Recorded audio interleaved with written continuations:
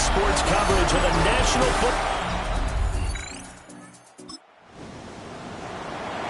It's the Cleveland Browns who have the football first on offense as we are ready to get this one started. Opening drive of the game.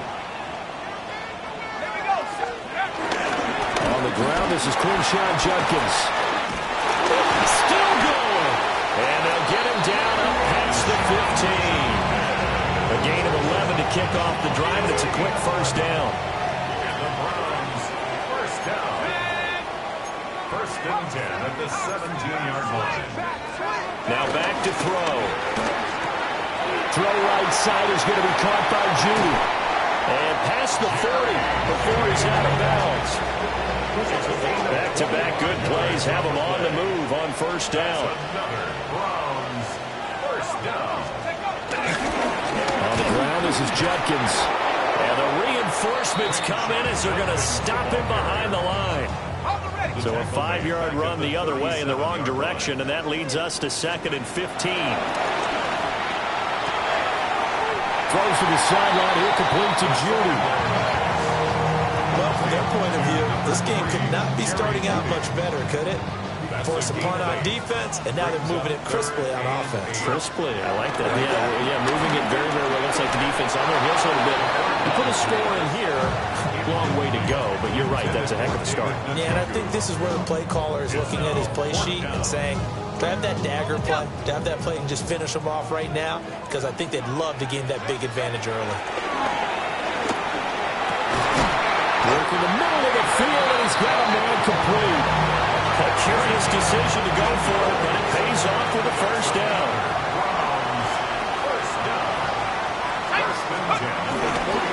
They'll run. This is Judkins. And he shreds a tackle. Now he's got some space. And he's going to get this inside the 30.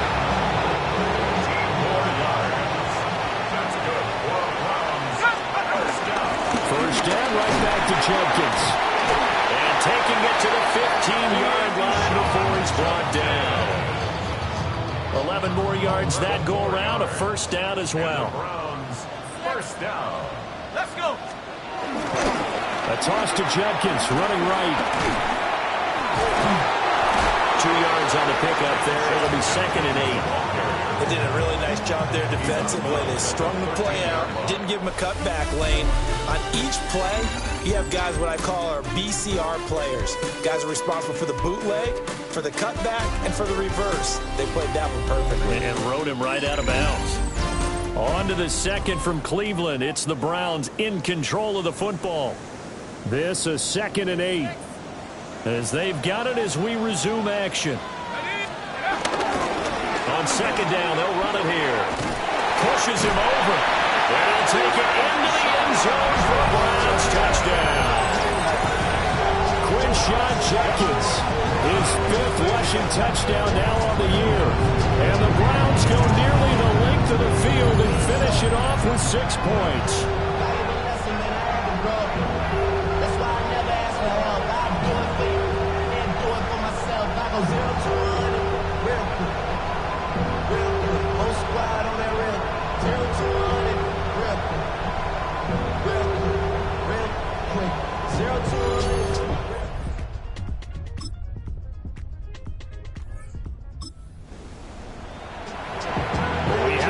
Zone update. This defense stacked up here with a 1st and 10 inside the 15.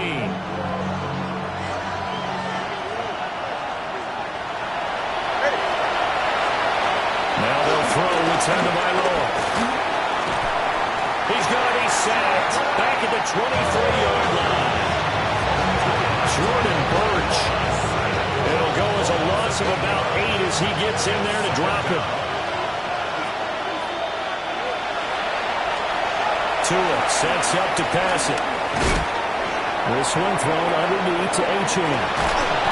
And he will take it in for a Dolphins touchdown. So time growing short here in this first half as they try to get some momentum heading into the lockers. On the ground, it's Judkins to start the drive. And a decent game there as that takes us to the 2-minute warning.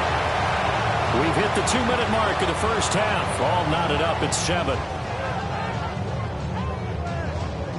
2 yards to go, second down.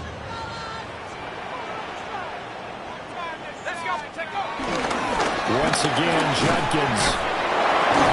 And he'll be brought down right at the 45-yard line. 63 yards rushing for him as he has been tough to stop here this first half. Back-to-back good plays have him on the move on first down. He's gotten a joker who's been tight end. Well, he's going to be out of bounds, but not before he takes it inside the 40. So from the 39 now, they'll come up on a 1st and 10. He'll drop to throw. And he takes a shot on the release as this will be incomplete. Nice progress down the field was halted by that incompletion.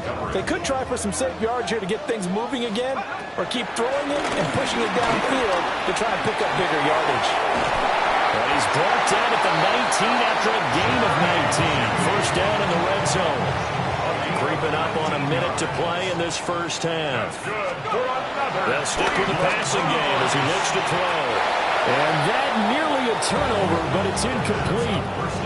Oh, fortunate to retain possession there, and it's second down. Cater Kohu there defensively. Let's go. Lightning 18. Again, he'll drop to throw. To the left side, here's the tight end, Musgrave. Now the Dolphins going to burn the first of their timeouts as they get the stoppage with a little over 50 seconds to go in the first half. On first down is Judkins. And they'll get this from the 8 to the 5. Pick up a 3.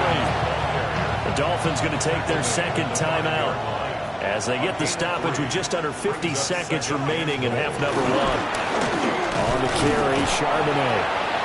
And he'll get this one back to the 5-yard line, but no further than that. This has been a long drive. You got to figure a field goal would be a letdown. Can they convert now on 3rd and goal? And they'll take it into the end zone for a Browns touchdown. A great play there as the first half is winding down. And the Browns have taken the lead here in the final stages of this first half. His first career touchdown pass, and you know, it's cliche to say, but he's probably been envisioning this since he was a little kid. That's a cool moment. It really is. So enjoy the moment, enjoy the time, celebrate, save the full...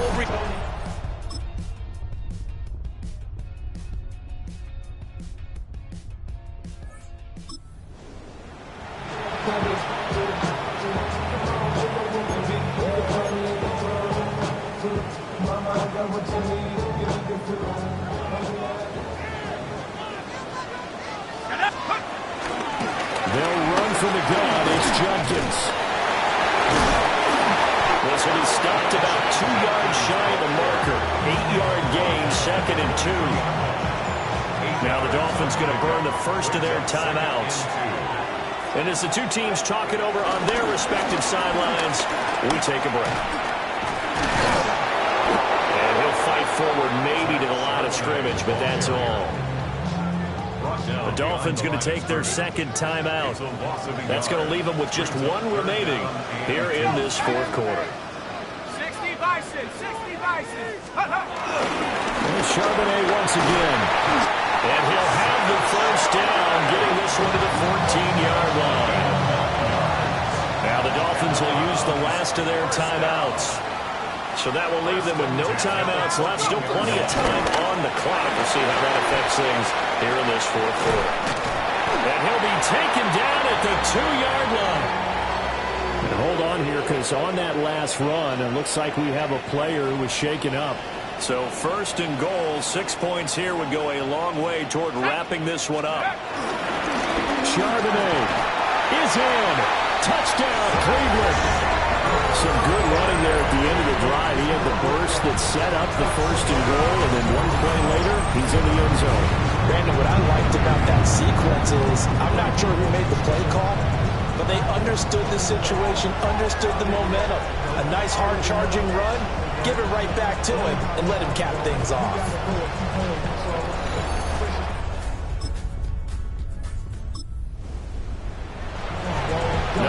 hesitation in this situation. Down a couple scores late in the game. This offense is staying out there on fourth.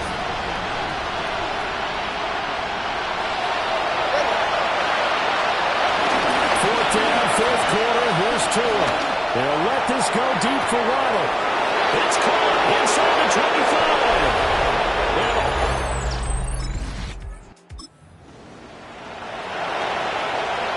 So just under 2 minutes to play, and this would figure to pretty much be your ball game right here. And the Browns are able to cover this one up. The risk-reward of the onside. This defense in need of a big stop in a tight game in the fourth quarter. Let's see if they can get that stop they need. They'll run again. Short gain there down to the 37-yard. Well, this was just simply excellent defense. On this third down, they had to be alert for the possibility of a pass, but that didn't stop them at all from understanding what was going on when they decided to run the football, and they just swarmed and stuffed them for almost no gain.